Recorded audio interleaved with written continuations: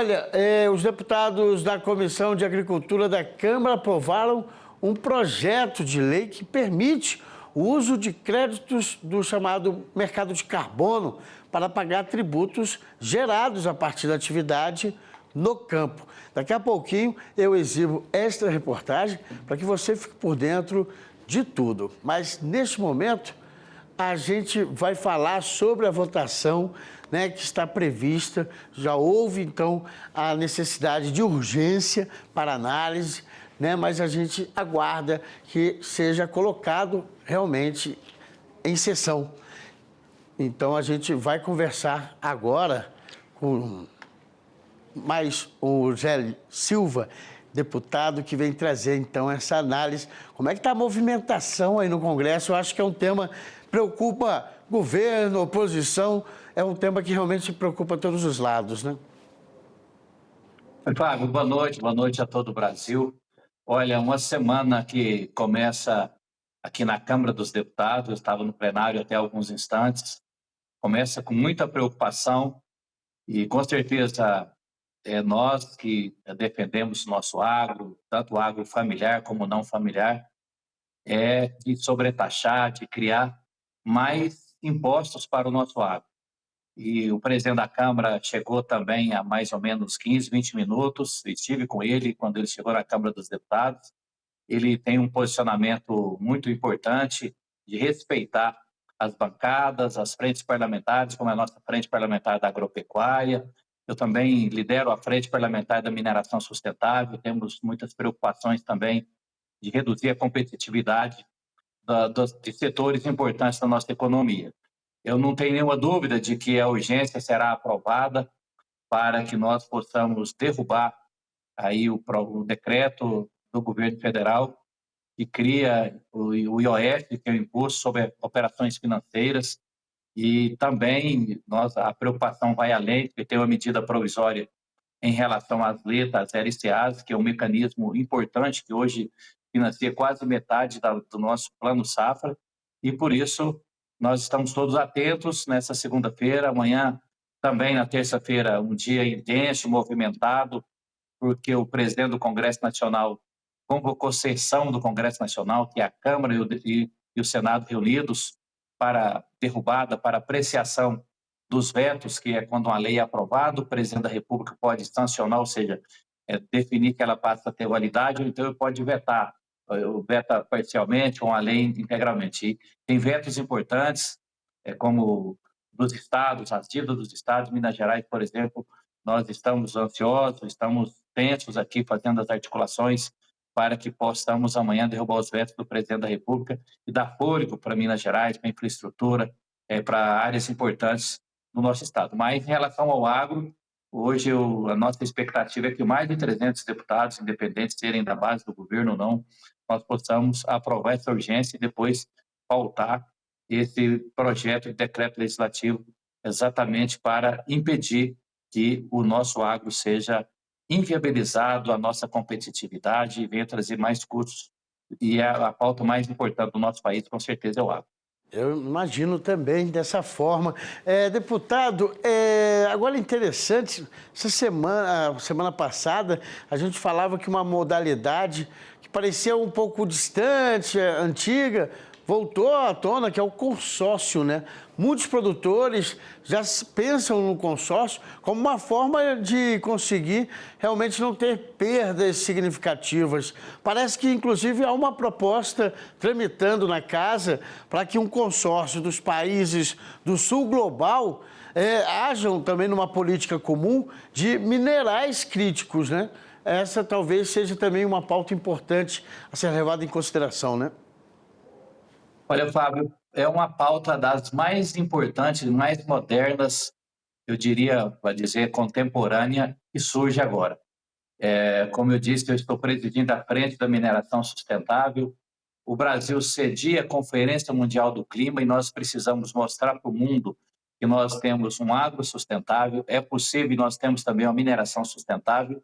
E os países do norte do planeta, são países mais velhos, mais antigos, que se enriqueceram com as riquezas minerais, inclusive do Brasil, eles se uniram E hoje, nós, dos países do Sul, que é chamado de Sul Global, porque é os países do sul do planeta, nós tivemos uma reunião no sábado, eu participei, estava presente África do Sul, Quênia, Egito, nós do Brasil, foram 5 países, foram parlamentares desses países, e eu tive a oportunidade de fazer uma proposta junto com o deputado Newton Tato, aqui do nosso país, né, da Câmara dos Deputados.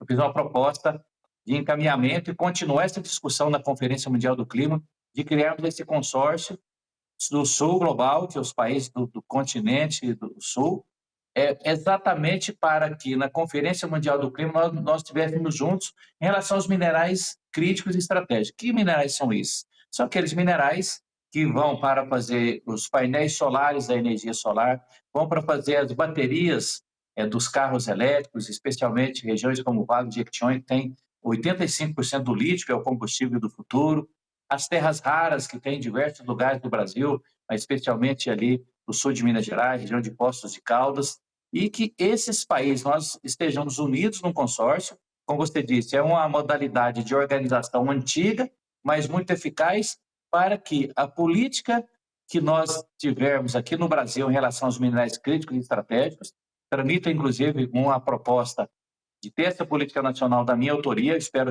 que esse seja uma lei antes da Conferência Mundial do Clima, para que essa seja uma política comum. Ao invés de fazer um acordo, como está aí há décadas, Mercosul, e outros acordos que acontecem, na minha visão, os parlamentos, depois os governos, poderem fazermos esse consórcio. Para você ter uma ideia, os estados do Nordeste têm um consórcio, os estados do Sul foi criado agora o COSUD, que é o estado do Sul e do Sudeste. Então, cada vez que o mundo vai evoluindo, ao invés das nações atuarem de forma independente, isoladas, nós estamos procurando nos unirmos, diferente do que os Estados Unidos vêm propondo, que são tarifas exorbitantes, dividindo os países, construindo o que foi feito por diversos países, como na Organização Mundial do Comércio. Então, essa é a proposta da minha autoria, em nome da Frente Parlamentar da Mineração Sustentável. Eu espero que possam ser consolidados esse consórcio do país sul global para enfrentar aí a questão dos minerais críticos e estratégicos. E para o agro é fundamental, já que nós precisamos reduzir a dependência desses minerais em relação aos outros países. Quando aconteceu o problema da Rússia com a Ucrânia, imediatamente nós tivemos um aumento exorbitante do preço, especialmente do adubo que chama potássio, que é importante em todas as culturas, dos grãos, das frutas e toda a produção nossa. Só para citar um exemplo, né, que nós temos, no caso interno, o consórcio do Nordeste, né, que seria essa integração entre os estados, para que pudesse, então, haver um desenvolvimento sustentável, uma exploração realmente dos minerais nos momentos certos e nos locais adequados. Quer dizer, agora, nesse caso, a sua proposta é unir os países nessa missão. Os minerais, como você trouxe, mas é só para a gente fortalecer, é fundamental para a nossa transição energética, né? Exatamente, Pablo. Se nós não tivermos essa definição, o meu projeto propõe a cada 2 anos serem revistos esses minerais, porque o mineral ele pode ser crítico dependendo do país. Veja bem, no momento do conflito geopolítico entre Rússia e Ucrânia, o potássio é um mineral crítico para o Brasil e, ao mesmo tempo, estratégico. Então, a minha proposta é que nós, os países do sul do continente, do sul do planeta, nós possamos estarmos juntos para definir quais são esses minerais, revisar a cada 2 anos, mas tendo ali a autonomia de cada um dos países em relação a essas definições.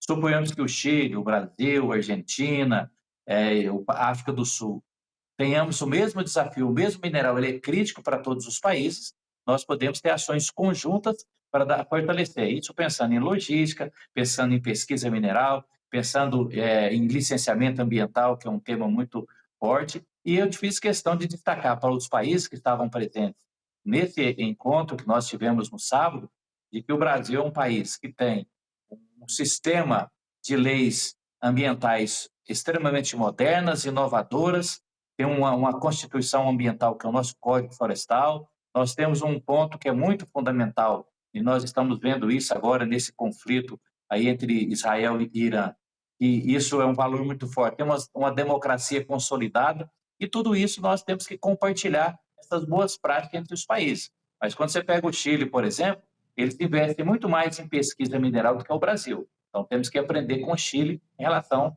a investimento em pesquisa mineral. Nós pegamos a Austrália, por exemplo, eles têm um sistema muito forte de compartilhamento das tecnologias que são desenvolvidas pelas universidades. Então, esse consórcio do Sul Global é exatamente para que nós possamos fortalecer juntos as boas práticas, compartilhar e buscar soluções para o desafio conjunto, como foi feito, você citou, no consórcio dos estados do Nordeste e agora o consórcio dos estados do Sul e do Sudeste foi criado aproximadamente há 2 anos. Deputado, aproveitando a sua participação aqui com a gente e já agradecendo mais uma vez, mais uma pergunta. O Brasil, que é o detentor aí da segunda maior reserva desses minerais críticos no mundo, como é que é possível que a gente desenvolva, né, uma capacidade de processamento desse material? Nós já temos uma expertise, nós já temos um avanço, né, nessa matéria? Nós temos sim, Fábio, temos a expertise, nós temos tecnologia adequada, nós temos, como eu disse, um conjunto de leis modernas, especialmente faltando agora fazer o novo licenciamento ambiental, mas nós precisamos, especialmente o governo federal, fortalecer as nossas instituições, como, por exemplo, a Agência Nacional de Mineração, para dar celeridade. Mas o Brasil, para você ter uma ideia, de 2023 até 2027, tem uma expectativa de atração de investimento de grandes corporações de mineração de mais de 60 bilhões. Isso mostra que o Brasil está preparado e em aprovando, na minha visão, pelo menos 3 leis, uma Política Nacional de Minérios Críticos Estratégicos, a taxonomia para a mineração, que é uma classificação de acordo com a sustentabilidade. E a rastreabilidade, especialmente do ouro, eu tenho certeza que aí o Brasil se consolida como um dos protagonistas em relação à mineração sustentável no mundo. E mineração sustentável é aquela que nós sabemos que o seu aproveitamento das riquezas do subsolo impacta o meio ambiente, mas não traz risco à vida das pessoas e nem também ao meio ambiente, mas traz sim qualidade de vida, aumenta a nossa renda, aumentar recursos para infraestrutura, para logística, para saúde, para educação. Deputado, a COP30 está chegando aí, né? Já estamos bem perto aí, em novembro, lá em Belém do Pará.